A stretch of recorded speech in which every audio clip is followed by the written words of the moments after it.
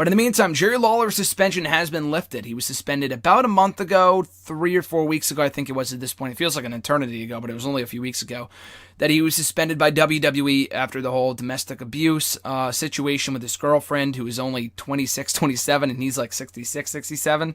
It's kind of gross in my opinion, but it is what it is. So he was suspended after he was arrested. He was put on bail. He got out. But all the charges were cleared. That doesn't necessarily mean he's innocent. He could have very well done what she had claimed that he did, and she just agreed to drop the charges. So that doesn't really mean anything in terms of him being cleared or innocent or whatever. It just means that without the charges, he's free to come back. WWE said on their website, they have a whole article up talking about that Jerry Lawler is free to come back. The suspension is up, and he could very well be back tonight at the SmackDown taping. So I guess we'll have to see. It would not surprise me in the slightest. And it's not like, oh, great, Jerry Lawler is back. And I've never really been a huge fan of Jerry Lawler's commentary. But like I've said before, and I forgot to talk about this when the news broke that he was being suspended, last month or whatever it was. It just completely slipped my mind because it happened earlier on in the week. And I think it happened over the weekend. I just forgot about it. With all the, I think the Money in the Bank pay-per-view had happened that same weekend. I just totally forgot about it.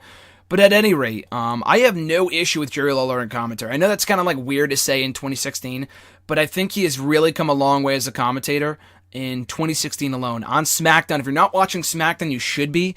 I mean, even before the brand split goes into effect, the show has been a lot better.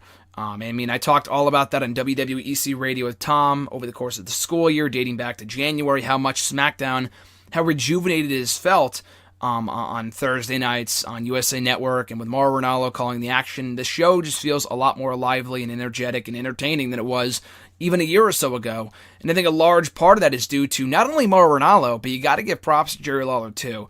Jerry Lawler has really refreshed, has really felt rejuvenated and refreshed as a commentator since going heel, so to speak. I mean, he's kind of played the heel commentators to Mauro Ranallo's straightforward call of the action. And, Byron Saxton really does nothing for me. He doesn't take away from the action for me. He's just kind of there. I would much rather have a Corey Graves or Corey Graves or just a two-man announce booth. WWE loves their three-man announce booths for whatever reason. I would just much rather keep it two men, but whatever. To each their own. Jerry Lawler, though, I feel like if you just had Ranallo and Lawler on SmackDown, it would be perfect. And you could keep the Raw commentary team as it is with Cole, JBL, and Saxton on Raw.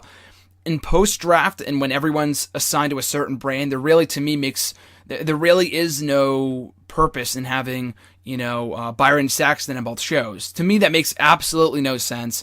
And I assume that'll be the plan post-draft to have people on separate shows and not have commentators pulling double duty because, like I said, to me that just makes zero sense.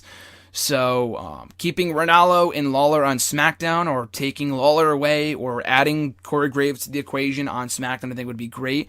But yeah, Jerry Lawler I feel like has come a long way as a commentator. It seems like he has a lot more fun as a heel. He's just a lot more entertaining. He's not like saying puppies and shit like that, which was entertaining 10, 15 years ago, but let's face it, in 2016, there's really no need for that kind of shit, just because it's very degrading to the women, especially now that we have the women's division back and women's wrestling is finally being taken seriously. Him, drooling over the divas and stuff like that, or over the women at this point, no longer the divas.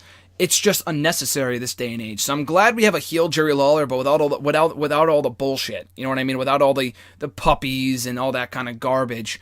That was a very prominent part of the Jerry Lawler character in the late 90s, early 2000s, even the mid-2000s.